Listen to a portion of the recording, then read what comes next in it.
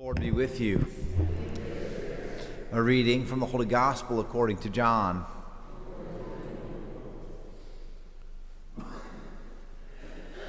Mary Magdalene stayed outside the tomb weeping. And as she wept, she bent over into the tomb and saw two angels in white sitting there, one at the head and the other one at the feet, where the body of Jesus had been. And they said to her, "Woman, why are you weeping?" She said to them, "They have taken my Lord, and I don't know where they laid him."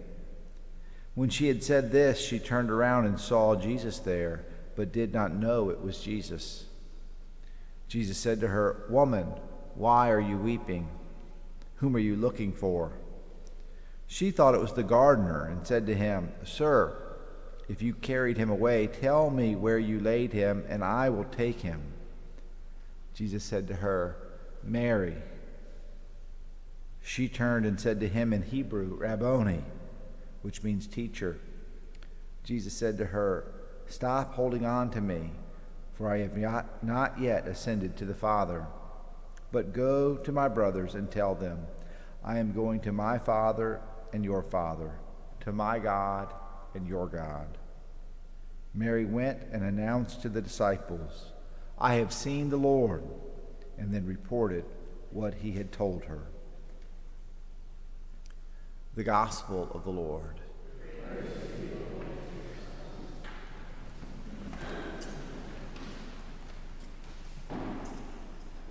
So we have two different days happening.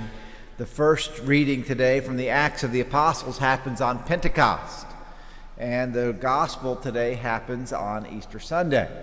And so Peter is preaching to the people of Jerusalem about the risen Christ and encouraging them to repent and be baptized. And obviously, Mary has journeyed to the tomb on Sunday morning looking for Jesus. And we have this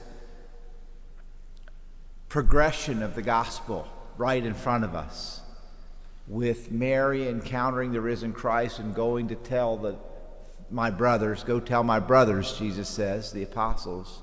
And she does so. And then now we have Peter, who is proclaiming the gospel to the whole nation of Israel and to people far off. I don't know if you picked up on that. To people, for the promises made to you, to your children, and to those far off, to the whole world, if you will, this promise of the risen Messiah.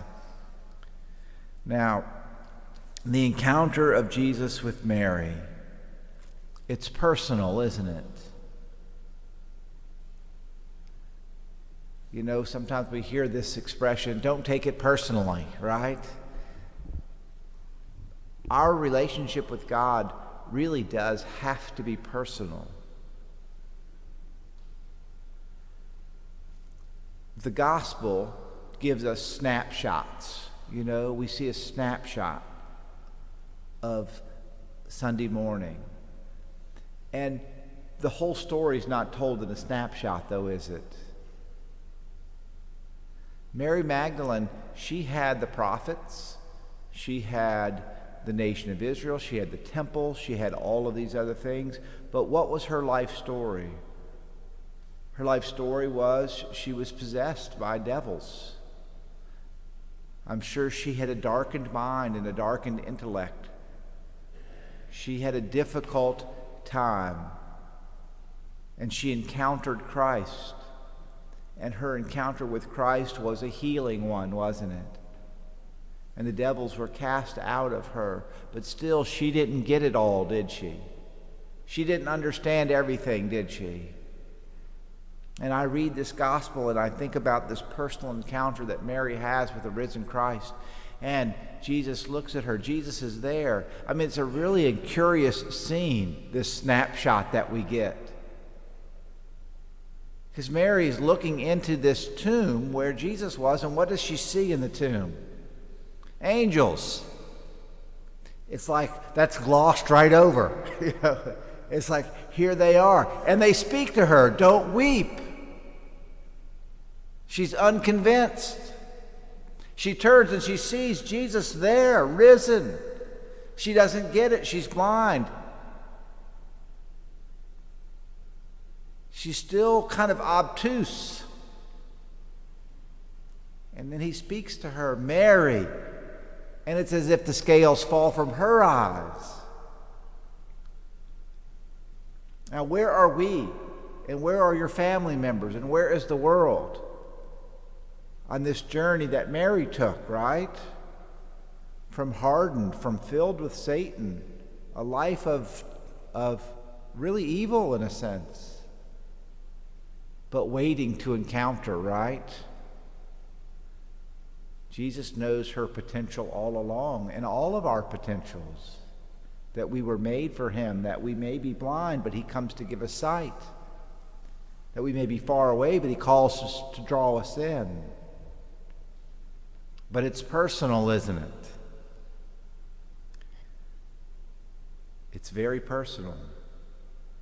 So Mary is there weeping,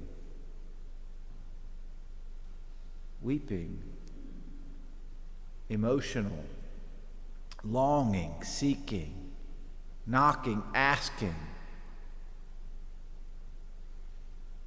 And that's got to be our journey too, doesn't it? It's got to be. So some of us, far away, hearing Peter say, repent and be baptized. Some of us standing in front of Jesus and not recognizing him. Some of us have heard our names called personally. And so we get this snapshot of Mary's life, of Mary's journey, the risen Christ. You know, Jesus really is risen from the dead, right? And that is our faith. That our life is like a flower that blooms in the morning and fades in the evening and it's over. But there's more. There's the resurrection, there's eternity, and that we believe. But that is personal. And so we have the personal encounter of Mary with Jesus today, and we long for that personal relationship, that ongoing, enduring encounter with Christ, where we know he knows our name, and we know him, risen and personally.